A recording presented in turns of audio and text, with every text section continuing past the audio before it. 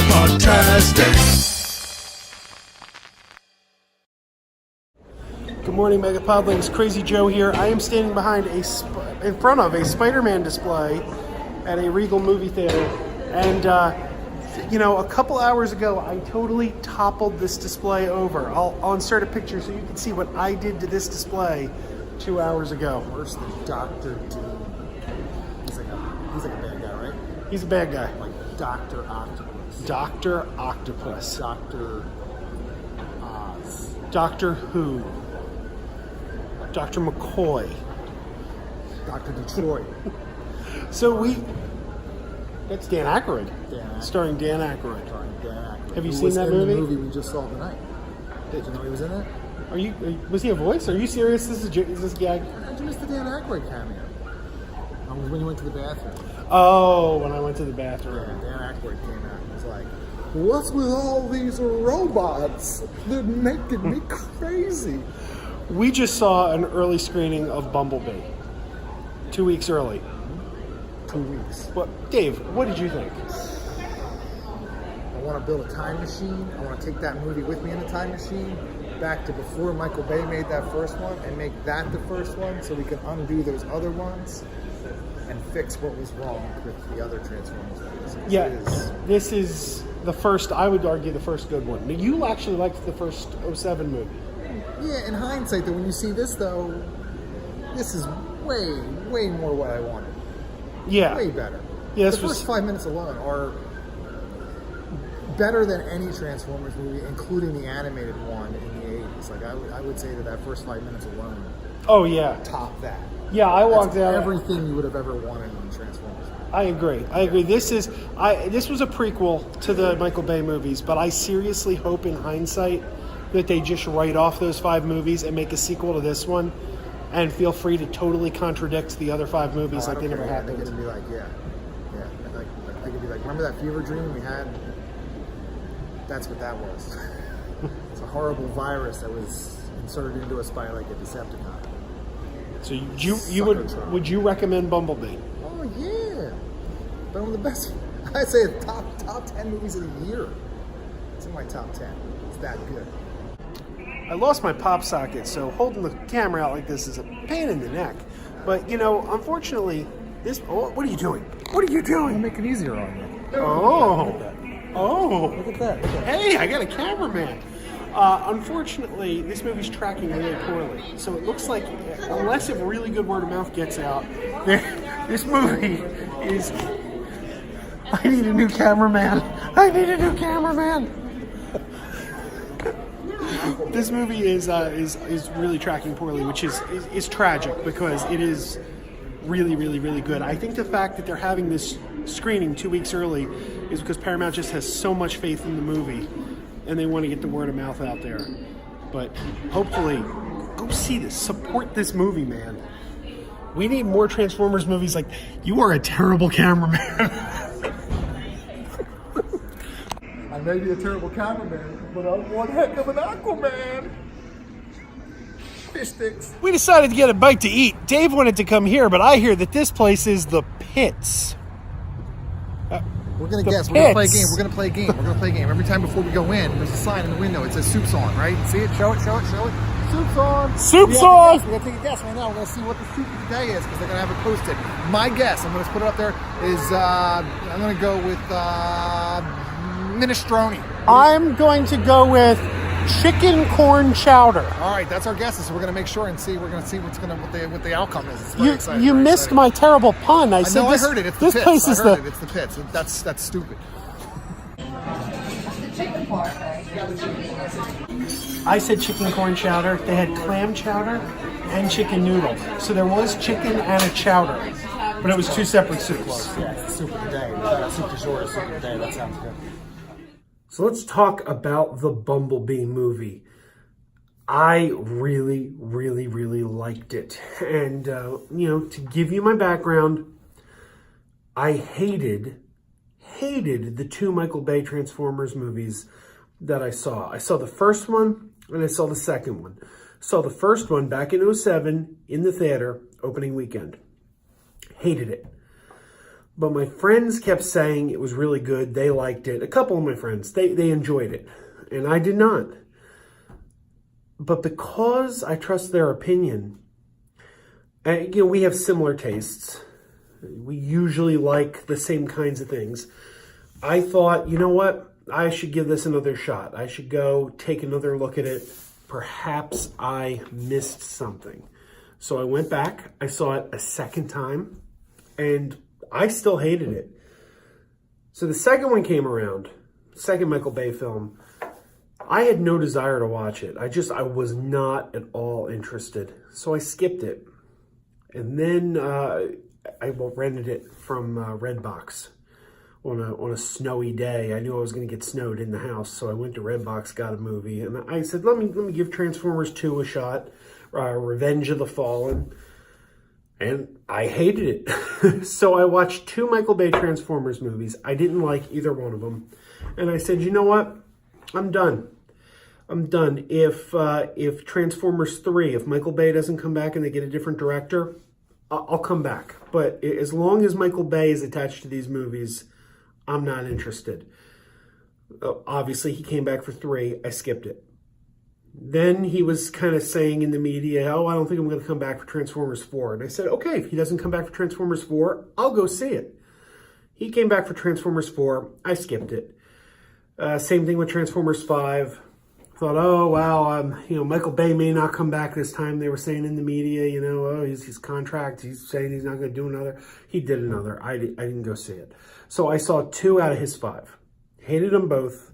But I always said, if they get another writer, director in there, someone other than Michael Bay makes one of these movies, I will be there. And true to my word, Travis Knight, director of Kubo and the Two Strings, directed this movie, and it is the first Transformers live-action movie not made by Michael Bay. True to my word, I went out to the theater to see it. Not only did I go out to the theater to see it, I went and saw it 2 weeks early. So, don't say that Crazy Joe doesn't practice what he preaches. I said they get rid of Michael Bay, I will be there. I was there 2 weeks early. This movie is fantastic. It's really, really good. And I don't just mean a good Transformers movie. This isn't just a good Transformers movie. If you've never seen a Transformers movie before, if you've never played with a Transformers toy before, if you've never watched the Transformers cartoon before, I still think you're going to like this movie because the movie has so much heart. It had a bit of an E.T. quality to it. Like, I felt like there was a very, very E.T. quality in this movie. And I was thinking that to myself watching the movie. I didn't say a word to Dave. When we walked out, we're in the car, he actually said it kind of reminded me of E.T. So independent of knowing I was thinking that, he said the same thing. So if you think you take a little bit of E.T. and a little bit of Transformers, mix them together, that's what this movie is. And man, is it effective. It's got a lot of heart, a lot of charm. If you're an old school Transformers fan, it is really going to tug on your heartstrings. You're going to see old character designs and basically the movie you always wanted to see that, quite frankly, Michael Bay just wasn't delivering. I walked out of this movie, my love of the Transformers franchise was renewed.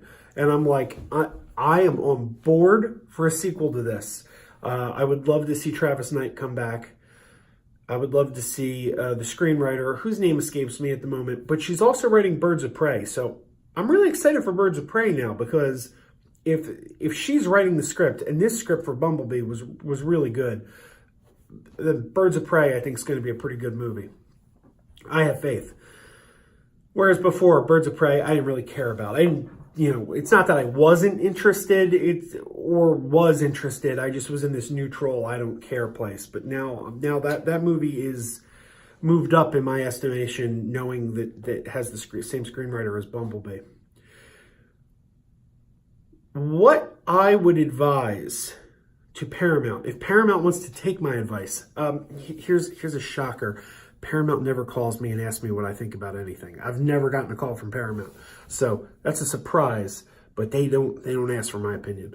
But if I were giving advice to Paramount Pictures, my advice would be, number one, get Travis Knight back.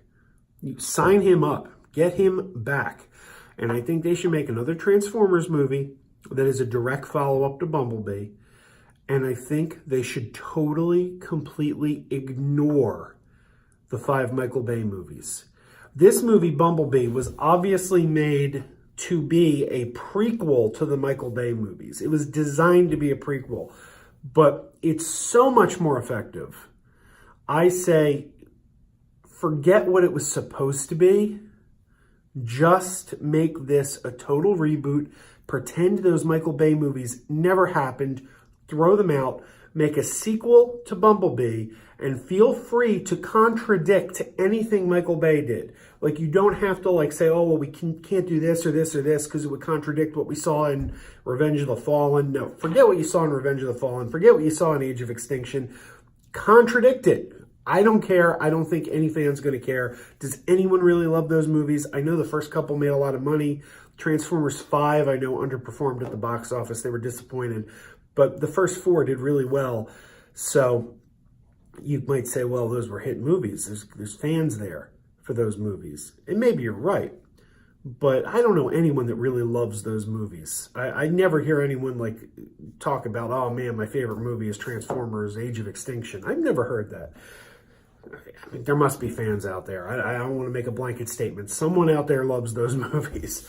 But I don't think the majority of the people are going to care if you wipe the continuity free and just pick up from Bumblebee as if there were no other movies to worry about. Give him his voice back. You know, he still doesn't have a voice because it was a prequel to the others, and they had him lose his voice. This is the movie where he loses his voice, by the way. I don't think I'm giving a spoiler away there, because if you've seen the trailers, you know he's not speaking. And they've already announced the name of the actor doing his voice. So you put the pieces together and you know, well, there's an actor cast as the voice of Bumblebee, and he's not talking in the trailers. Common sense tells you this is the movie where he loses his voice. I'm really not spoiling anything there.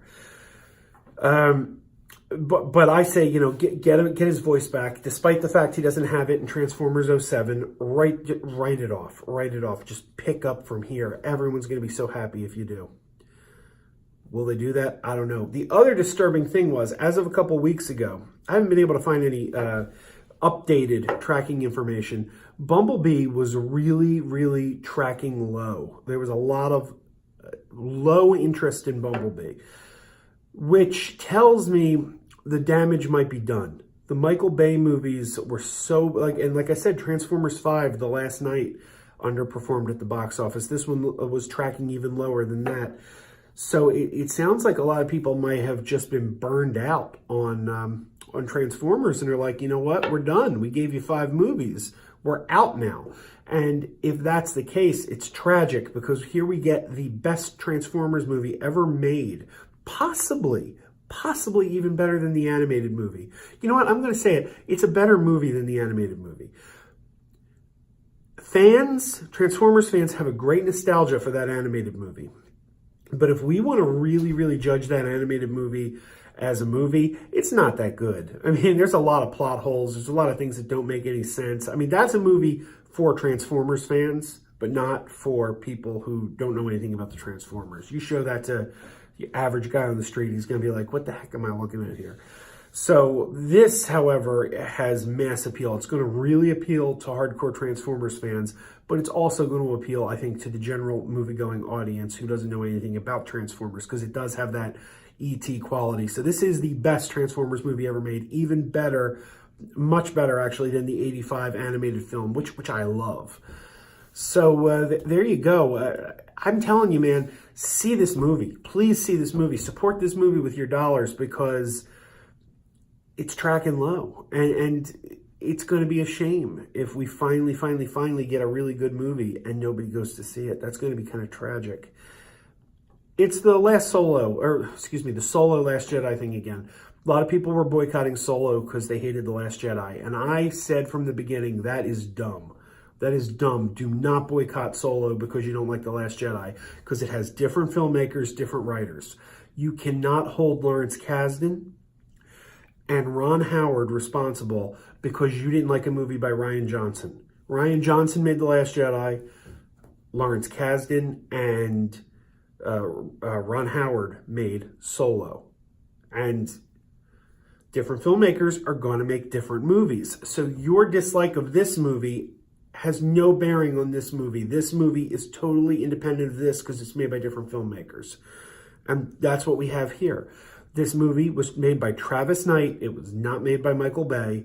And it's a much, much better movie. So please don't avoid this wonderful Travis Knight movie because you hated a Michael Bay movie. It's not fair to hold this filmmaker responsible for the sins of this filmmaker.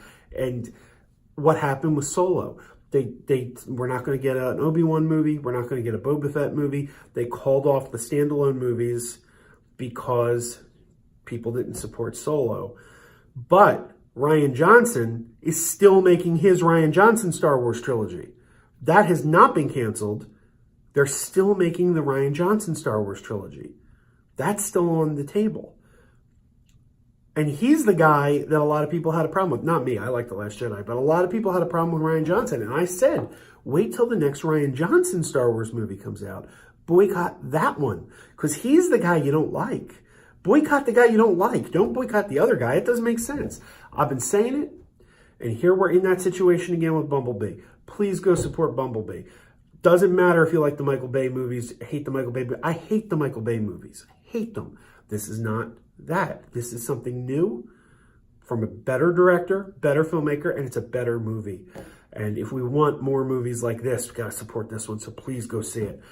That's my plea to you. I'd like to hear what you think. Comment down below. And I can't stress it enough, man. Bumblebee is fantastic. I really, really, I want to see it again. I want to see it again. I have to wait 2 weeks because it's not opening for 2 weeks, but I want to see it again. Keep wearing those pajamas. Keep wearing those pajamas with the plastic feet. Keep wearing those pajamas. Tell everyone you meet. Keep wearing those pajamas with the back door flap. Keep wearing those pajamas. Don't open it, it's a trap. Oh no, it's a trap.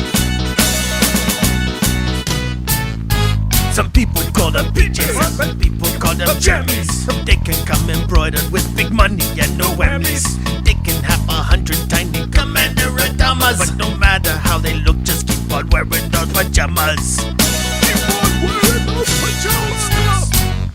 Keep wearing those pajamas. And now we're having fun. Keep wearing those pajamas. And now the song is done.